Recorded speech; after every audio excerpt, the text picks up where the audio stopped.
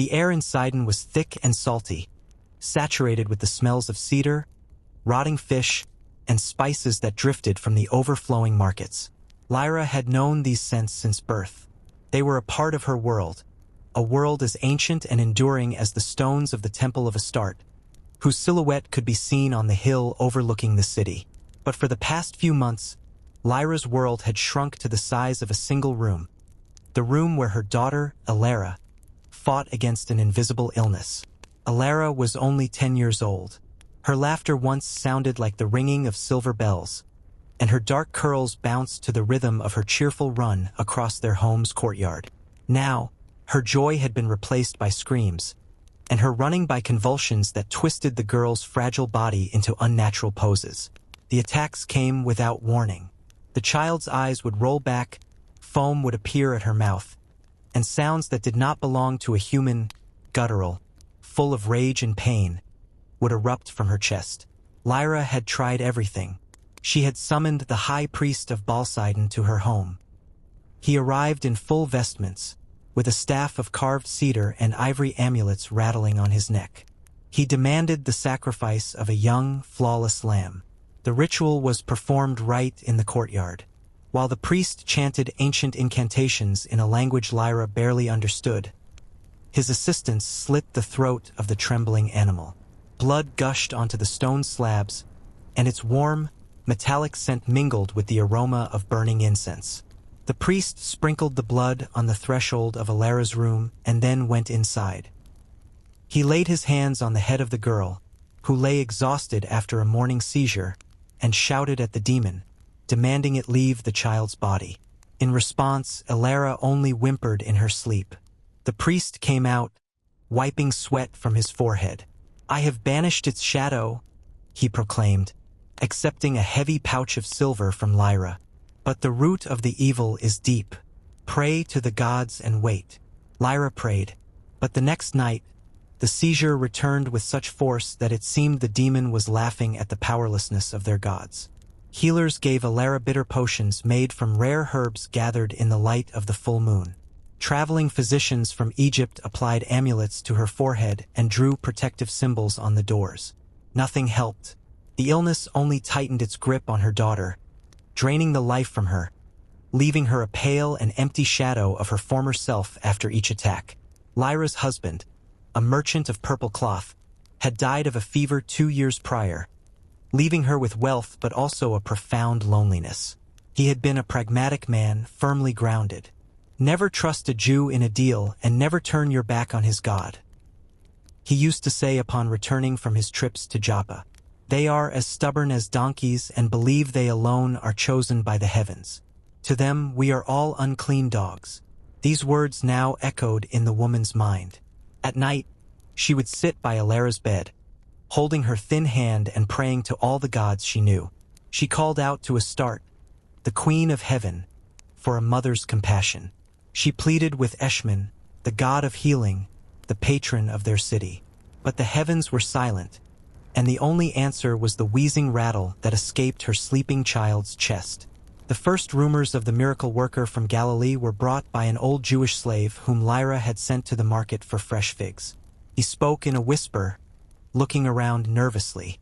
"They say that over there, beyond the mountains, in the land of the Jews, a man is walking," he whispered. "His name is Yeshua. They say he casts out demons with a word." The word demon struck Lyra like a whip. She dismissed the slave, but the seed of a thought had been planted. How many fables are told in the markets?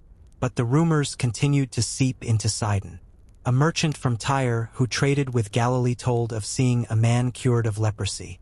Another swore that the miracle worker had fed thousands of people with just a few loaves of bread. The stories were wild, unbelievable, but they held a strange note of conviction that made a mother's heart stand still. She began to go to the harbor herself, listening to the conversations of sailors and traders arriving from the south. She learned to separate drunken chatter from eyewitness accounts, and the more she listened, the stronger the fire of desperate hope burned in her soul. One night, Alara's seizure was particularly violent. When it ended, Lyra went out into the courtyard. The night was stuffy and starless. She looked south toward the mountains behind which lay Judea, the land of a foreign, hostile people. What would her late husband have said? He would have called her insane. This Yeshua was a prophet for his own people. Why would he help a pagan, a woman from a tribe his ancestors had fought for centuries? And yet, what if it was true? What if the God of the Jews was stronger than Astarte and Baal? What if he heard the prayers of even those who did not belong to his people? The thought was blasphemous, terrifying. But what did she have to lose? She had prayed to her own gods until she was hoarse. All her options were exhausted. The decision came suddenly, like a bolt of lightning. It was born not in her mind, but in a mother's tormented heart. She would go. She would cross the border, enter that foreign land, and find this man. She would fall at his feet, beg, scream, humiliate herself. She would do whatever it took. She would become a dog, as they called her people, if only he would throw her a crumb of healing for her daughter. At dawn, as the first rays of sun colored the sea like diluted wine, Lyra began to prepare. She selected her best clothes, so as not to look like a beggar, but also not to provoke the envy of robbers. She packed bread, cheese, dried meat, and a waterskin into a travel bag. In a hidden pocket of her cloak, she sewed a few silver denarii. Before leaving, she entered her daughter's room. Ilara was asleep, her breathing even, but the paleness of her skin and the dark circles under her eyes spoke of the suffering she had endured. Lyra knelt by the bed and, careful not to wake her, kissed her daughter's forehead. "I will return," she whispered, holding back tears. "I will bring you healing, I swear it." She went out and called for her old servant, the only one she trusted. "Guard her with your life, Tamar. Let no one in. If she gets worse, send a messenger after me on the southern road. I will walk until I find him." The old woman nodded silently, her eyes filled with fear and sympathy. Lyra glanced one last time at the door behind which her daughter slept and walked out of her home's gates. Without looking back, she headed down the road leading south from Sidon, toward fear, toward the unknown, toward the last spark of hope. The road from Sidon wound along the coast, sometimes approaching the strip of white sand washed by the lazy waves of the Great Sea, other times delving deeper into the olive groves and vineyards that covered the coastal hills. For the first few hours, Lyra walked, driven by determination. The noise and smells of her hometown gradually faded behind her, giving way to the rhythmic sound of the surf and the chirping of cicadas. But the farther she went, the heavier each step became. The travel bag weighed down her shoulder, and the midday sun burned mercilessly, making the air shimmer above the hot dust. She was not alone. The road was busy. Roman patrols on horseback overtook her, kicking up clouds of dust. Caravans of camels laden with goods from Egypt and Arabia trudged past, and peasants leading stubborn donkeys to market came toward her. Lyra tried to keep to herself, wrapping her cloak tighter, hiding her face. A woman traveling alone was easy prey for robbers or simply cruel men. She watched every passerby with a wary eye, her hand instinctively gripping the handle of a small knife hidden in the folds of her clothes.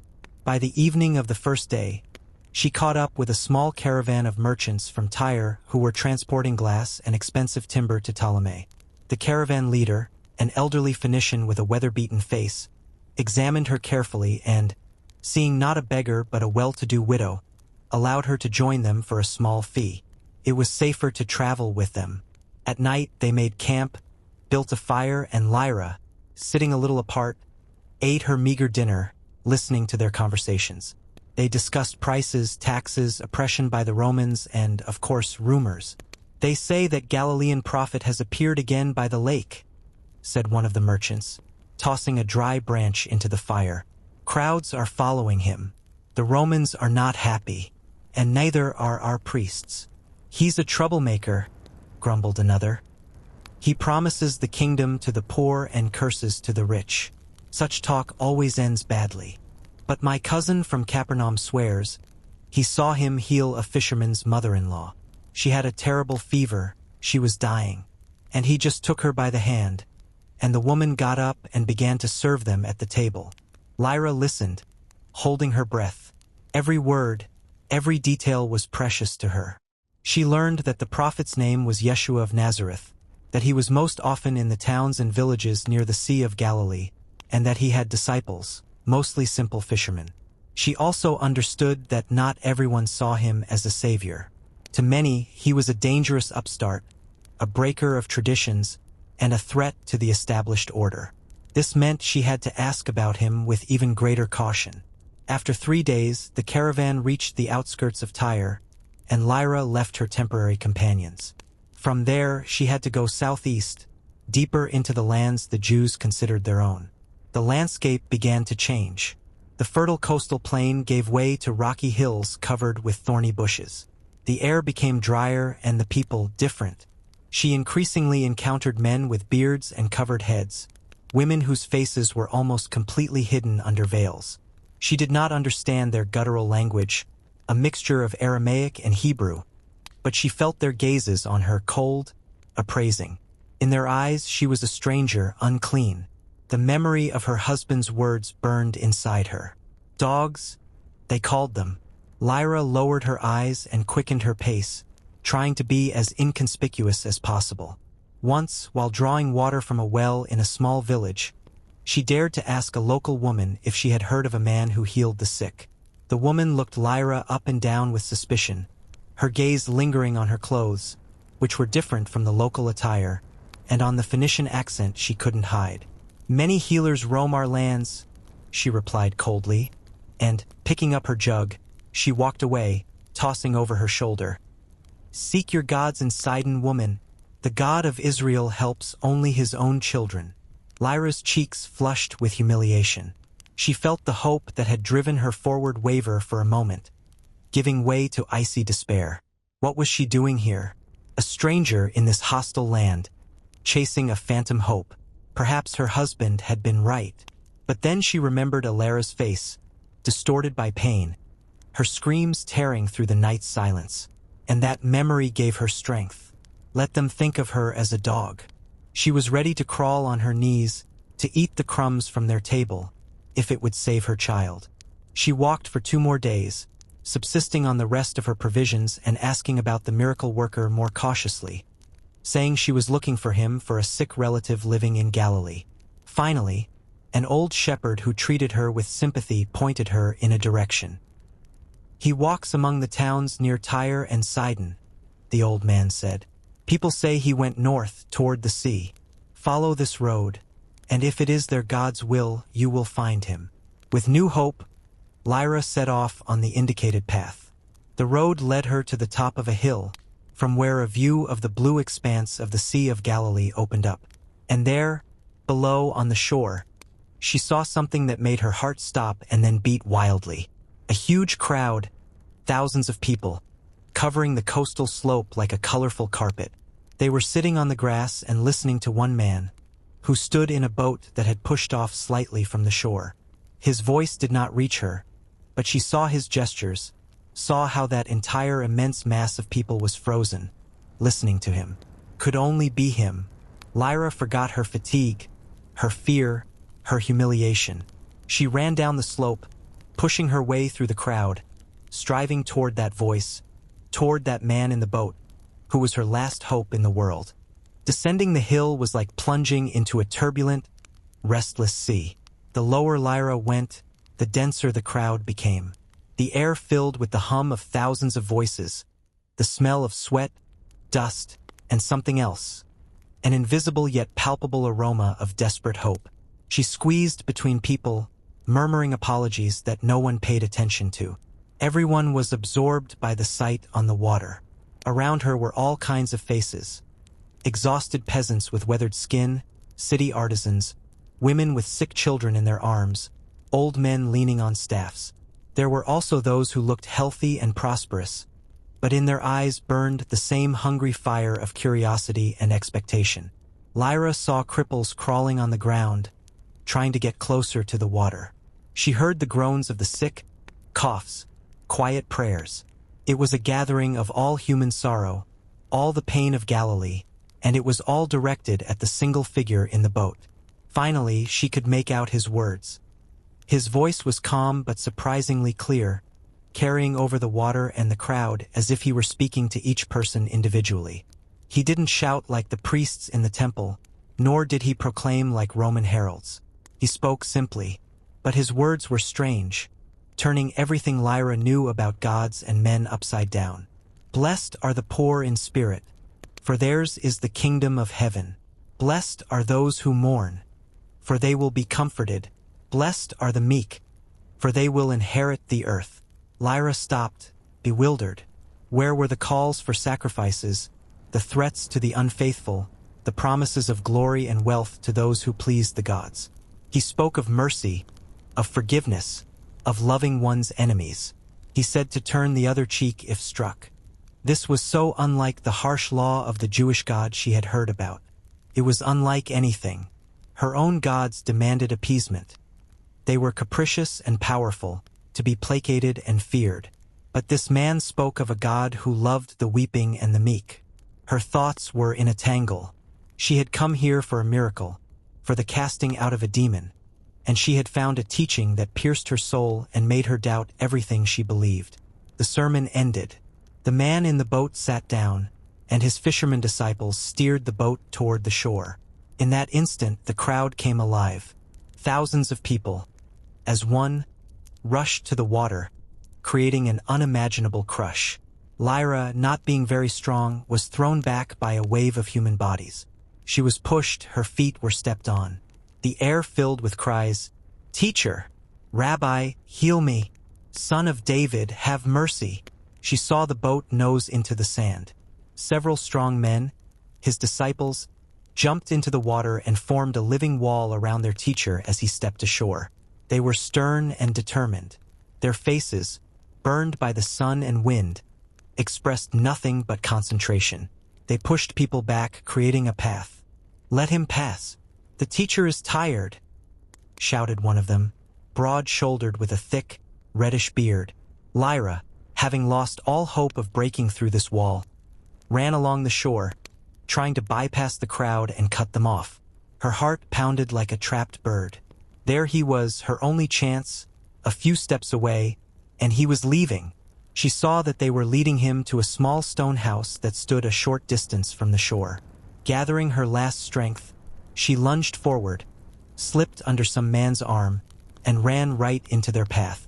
She fell to her knees in the dust before them, not daring to lift her eyes to the teacher himself, and clung to the edge of the red-bearded disciple's rough garment. "Please!" she cried, her voice a mixture of her Phoenician accent and desperation. "I beg you, sir. My daughter.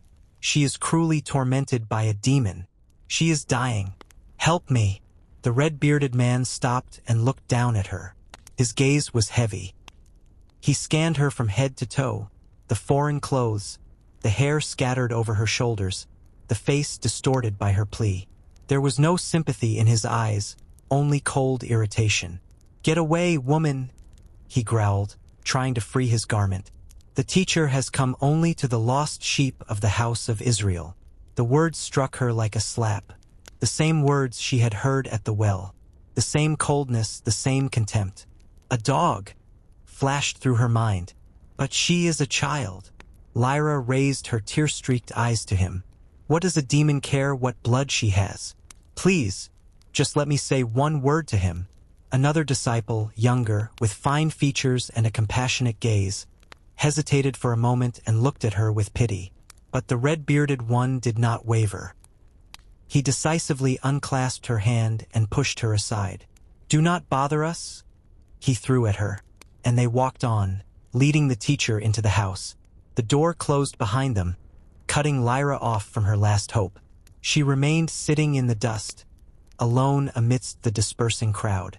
Humiliated, rejected, the tears dried on her cheeks, leaving dirty streaks.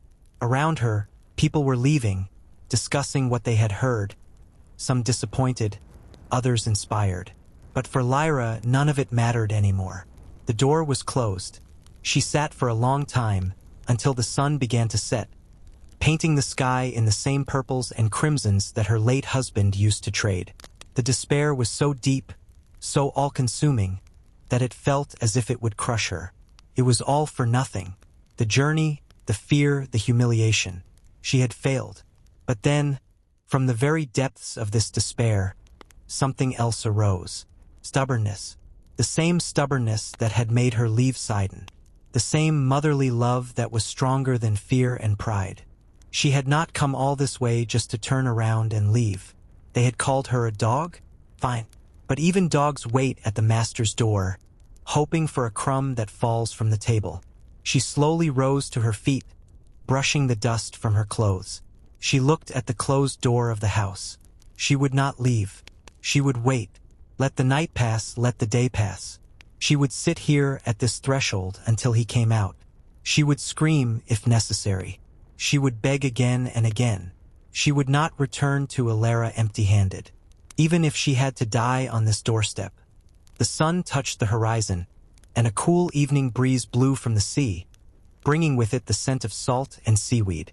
The crowd had finally dispersed.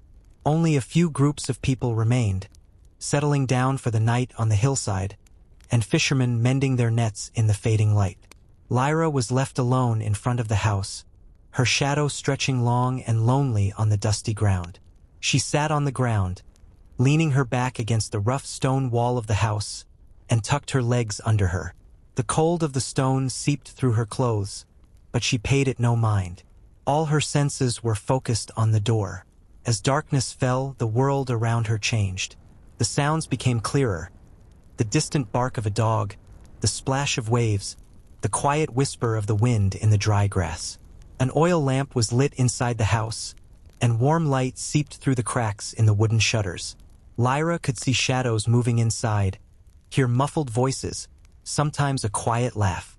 They were in there, in the warmth and light, sharing a meal and conversation, while she was out here, in the cold and darkness, a stranger, rejected.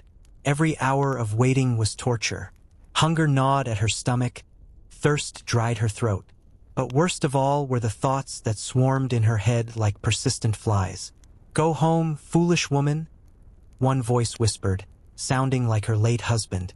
"You are humiliating yourself before the God of a people who despise us. Your gods will punish you for this betrayal." Another voice, full of despair, echoed it. "What can you change? He will not accept you." You saw the look in his disciples' eyes. To them, you are dirt beneath their feet. You are wasting your time while your daughter may be dying. Lyra closed her eyes, trying to banish these voices. She pictured Ilara's face, not distorted with pain, but the one from before, smiling with dimples on her cheeks. She remembered the warmth of her small hand in hers. This love, this memory, was the only thing that gave her strength. It was her shield against despair, her anchor in this sea of hostility. "I will not give up," she whispered into the darkness. "For you, my little girl, I will not give up." Several hours passed. The door of the house creaked softly and opened. Lyra flinched and jumped to her feet, her heart pounding wildly. But it was not the teacher. Standing on the threshold was the same young disciple who had looked at her with pity. In his hands, he held a clay bowl of water and a piece of flatbread. He approached her, his movements hesitant, almost apologetic. "Woman, you are still here," he said quietly. "The teacher is resting. He gave much of his strength to the people today. Take this, eat, and go in peace, I beg you. There is nothing for you to wait for here." Lyra looked at the bread and water in his hands, then at his face. In his eyes, she saw sincere sympathy, but also weariness and confusion. He did not understand her. "I thank you for your kindness," she replied, her voice hoarse from long silence. "But I will not leave. I did not come here for bread. I came for my daughter's life." "But you heard Shimon." "Peter," he said, lowering his voice. "The teacher was sent to our people." "Does sickness choose a nation?" Lyra asked bitterly. "Do demons spare children just because their parents pray to the wrong God? If your God is as great and merciful as the teacher said today, is his mercy so small that it cannot cross a border?" The disciple had no answer. He only sighed heavily. At that moment, the bulky figure of the red-bearded Shimon appeared in the doorway behind him. He crossed his arms over his chest, his face stern in the dim lamplight. "John, what are you doing here?" he asked authoritatively. "I told this woman to leave. Her persistence is not faith, it is insolence. She is disturbing the teacher. Send her away, or I will do it myself." John flinched and stepped back, leaving Lyra alone to face the enraged fisherman. But Lyra was no longer looking at them. Her gaze was fixed on the open door, on the warmth and light within. Despair and stubbornness merged within her into one. Gathering all the air in her lungs, she screamed.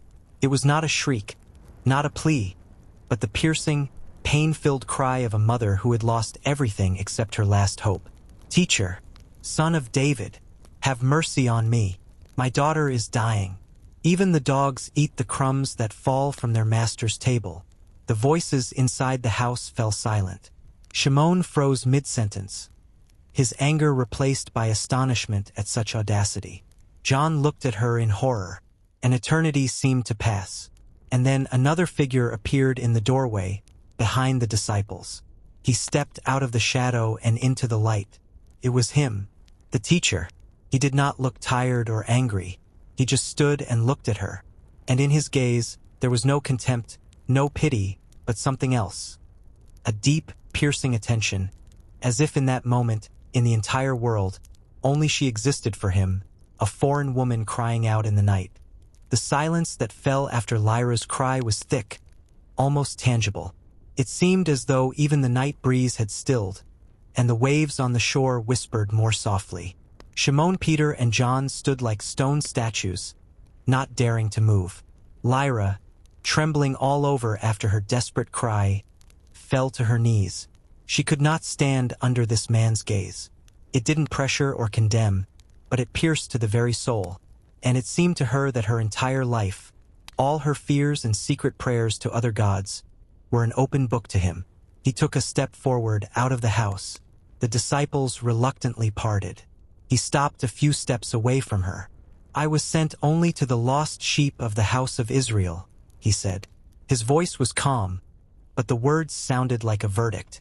It was the same thing his disciple had said, but from his lips it sounded not like an insult, but like a statement of irrefutable fact, like a boundary that could not be crossed. The hope that had flared in Lyra's heart when he came out began to fade, threatening to give way to a final, crushing despair. He continued, his gaze remaining just as calm and intense. "It is not right to take the children's bread and toss it to the dogs." Dogs. There it was, that word. The weapon of contempt that had branded her people for centuries. The word her husband had whispered. The word she herself had accepted in her heart when she decided to go to the end. But spoken by him, it did not carry the malice she had expected. It was a test. She felt it with her entire tormented mother's intuition. This was not the end of the conversation, but its beginning. He was waiting for her answer, and in that moment, fear retreated. Humiliation vanished. All that remained was a ringing clarity of thought and a love for her daughter that was stronger than any pride. She raised her eyes to him, full of tears, but her voice, when she spoke, was firm and clear. "Yes, Lord," she said, accepting the humiliating comparison and turning it to her advantage. "Yet even the dogs eat the crumbs that fall from their master's table." The words hung in the night air. Shimon Peter gasped at such unheard-of audacity. John looked from Lyra to the teacher, unable to understand what was happening. But Lyra looked only at Yeshua. She saw something change in his eyes. For one fleeting moment, the corners of his mouth trembled in a barely perceptible smile. It was not a smile of mockery, but a smile of approval. He was silent for a moment, but this silence was no longer frightening. It was filled with respect. "Oh, woman," he finally said, and his voice held surprise and admiration. "Great is your faith. Let it be done for you as you desire." And that was all. He did not lay hands on her, did not chant incantations, did not demand sacrifices. He simply spoke those words, but Lyra felt their power with her entire being. It was as if an invisible wave passed through her, washing away fatigue, fear, and despair, leaving behind only a ringing, deafening silence and a certainty as firm and undeniable as the stone beneath her knees. She knew. She simply knew. Without another word, she bowed low, touching her forehead to the dusty ground. It was no longer a gesture of desperate pleading, but one of profound gratitude. Then she slowly rose to her feet. She did not look at the astonished faces of the disciples. She only met the teacher's gaze one more time, and in her eyes was a silent promise to remember this moment for the rest of her days. She turned and walked away, slowly at first, then faster and faster. She wasn't walking, she was flying. She had to get home. The road back no longer seemed long and dangerous. Her feet felt no fatigue. It was not a heart beating in her chest, but a jubilant bird. She crossed the sleeping village and stepped onto the road, bathed in the silver light of the moon. She ran north, back to Sidon, back to her daughter. And with every step, the certainty grew and strengthened in her soul. She would not find Alara as she had left her. She would find her healed. The journey back was a transformation. If the road to Galilee had been a descent into an abyss of fear, the path home was an ecstatic flight. Lyra felt neither the sharp stones under her sandals, nor the weight of her travel bag, nor the scorching sun that rose when she was already far away. The entire world around her seemed to have changed. The colors were brighter. The blue of the sea was deeper, the green of the olive groves richer. Even the gray dust of the road seemed to sparkle in the sun's rays. She didn't walk. She almost ran, driven by an impatience and joy that overflowed, spilling out in an involuntary smile. She hardly stopped. When hunger made itself known, she broke off a piece of bread on the move. When thirst overcame her, she took only a few sips from her water skin, unwilling to lose a single moment. People she met on the road looked with surprise at this lone woman rushing along with burning eyes and a strange, happy smile on her face. She no longer hid her gaze or wrapped herself in her cloak. Fear had left her. Once, passing a small village, she saw a blind beggar by the road, monotonously asking for alms. Before, she would have walked past, clutching her bag fearfully. But now she stopped. She looked at his unseeing eyes, at his outstretched, withered hand, and something new stirred in her heart. Not pity mixed with disgust, but a sharp, pure compassion. She remembered her own plea, her own despair. She approached him, took one of the few silver coins she had left from her purse, and placed it in his palm. The old man felt the coin, and his face expressed astonishment. He began to mutter blessings, calling down the mercy of all the gods upon her head. Lyra just smiled. "May the God of Israel bless you," she said softly and walked on, leaving the beggar in complete bewilderment. With every step that brought her closer to Sidon, an anxious anticipation grew in her heart. What if she was mistaken? What if it was just a trick of her exhausted imagination, born of desperation? What if she came home and found everything just as she had left it? The thought was like an icy prick, but she drove it away. Again and again, she replayed his face, his voice, his words in her mind. "Great is your faith. Let it be done for you as you desire." No, he could not have deceived her. There was not a trace of falsehood in him, and she quickened her pace again. At the end of the second day's journey, she saw the familiar silhouette of the Temple of Astarte on the hill. Sidon. She ran, not caring about the road. There were the city gates, the familiar streets, full of noise, bustle, and smells that now seemed the dearest in the world. She didn't notice the surprised glances of neighbors who recognized her. All her thoughts were there, behind the gates of her home. She ran to her gate. Her hands were shaking so much that she couldn't immediately lift the latch. Finally, the gate gave way, and she ran into the courtyard. The courtyard was quiet and bathed in the pre-sunset sun. Old Tamar was sitting by the well. She was dozing, her head fallen on her chest. Hearing footsteps, she started and raised her eyes. Seeing Lyra, she froze, her face expressing first disbelief, and then boundless, radiant joy. "Mistress," she breathed, rising to meet her. "You have returned. Alara." Lyra grabbed the servant by the shoulders, her voice breaking. "What about her? Where is she?" Tamar said nothing. She just smiled through her tears and pointed to the door of the house. Lyra rushed to the door to Alara's room, which for so many months had been a door to hell for her, was ajar. It was not dimness that flowed from the room, but warm evening light. She pushed the door and froze on the threshold. The room was empty. The bed was neatly made. For a moment, icy terror seized her heart. But then she heard a quiet laugh, a laugh she had despaired of ever hearing again. The ringing of silver bells. She turned around. Alara was sitting on the floor by the window, her back to her. She was not alone. A little neighborhood boy sat in front of her, and they were building a tower of wooden blocks together. "Alara," Lyra whispered. The girl turned, and Lyra's heart stopped, then began to beat with a new, frantic force. Her daughter was looking at her, pale and thin, but it was her. Her eyes were clear, pure, and lucid. There was not a shadow of madness or pain in them. A faint, but completely normal, childish smile played on her lips. "Mama," she said. It was her voice, her own, clear voice. "You're back. Look what a tower Daniel and I are building." Lyra couldn't move. She looked at her daughter, at the miracle sitting on the floor of her home, and tears streamed from her eyes. They were not tears of grief or despair. They were tears of gratitude, so immense and all-consuming that it seemed her heart would burst. She took a step, then another, and knelt beside her daughter. She hugged her fragile shoulders, pressed her close, and sobbed, burying her face in her dark, sun-scented hair. Alara, a little frightened by such a strong reaction, uncertainly patted her on the back. Later, when the first emotions had subsided, Tamar told her what had happened. The evening before last, at the very hour when Lyra was kneeling before the teacher, Alara had suddenly sat up in bed. The seizure the old servant had been expecting did not begin. Instead, the girl looked around the room with a clear gaze, as if waking from a long, terrible dream, and quietly called, "Mama!" And then she lay down and fell asleep.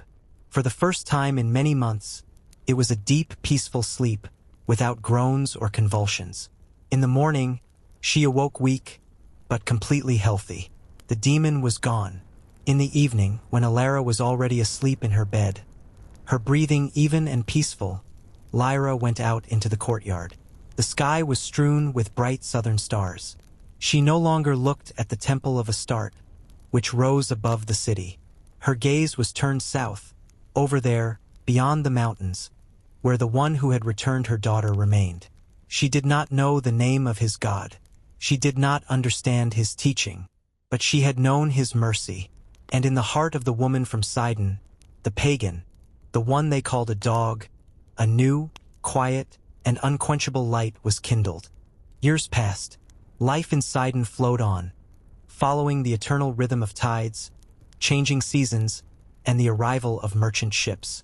For most of the city's inhabitants, the story of Lyra's daughter, suddenly healed of an evil spirit, eventually became one of many city tales, strange but gradually forgotten.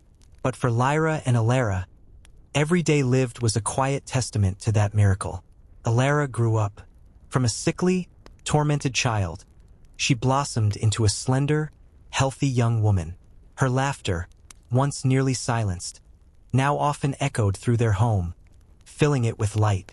She learned from her mother how to manage the household, to understand fabrics and spices, but most of all, she loved to sit on the shore and look south, listening to her mother's stories of that night by the Sea of Galilee. This story became their family legacy, a secret that bound them closer than any oath. The world around them, however, was not so peaceful. The miracle brought not only joy but also problems. The neighbors, at first amazed, began to look at Lyra with apprehension. Some whispered that she had involved herself with a powerful and foreign magic. Others said she had offended the gods of Sidon by turning to the God of the Jews, and would now bring their wrath upon the entire city. The high priest of the Temple of Astarte, the same one who had performed the bloody and useless ritual, once stopped her in the marketplace. His face was grim, and a cold fire burned in his eyes. "You have brought a foreign spirit into our city, woman," he hissed, loud enough for those around to hear.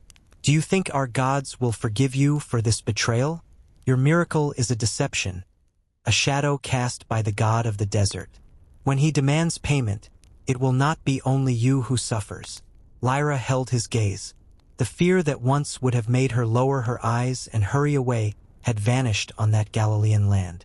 "Your gods were deaf to my pleas, great priest," she answered calmly and firmly. "I found one who hears. His mercy does not require bloody sacrifices, only faith." She turned and walked away, leaving the priest to turn purple with rage in the midst of the buzzing crowd. From that day on, Lyra stopped going to the temples. She no longer offered sacrifices to Astarte or burned incense before the statue of Baal. Her altar was invisible. Her prayers were a silent conversation directed to the south. She sold her late husband's business, keeping only enough for a modest but comfortable life. The world of trade, deals, and deceit no longer interested her. She had found a treasure that could not be measured in silver denarii. Rumors from Judea continued to reach Sidon. Merchants and travelers brought ever new stories about the Galilean miracle worker. How he had healed a man born blind. How he had raised a dead young man from the city of Nain.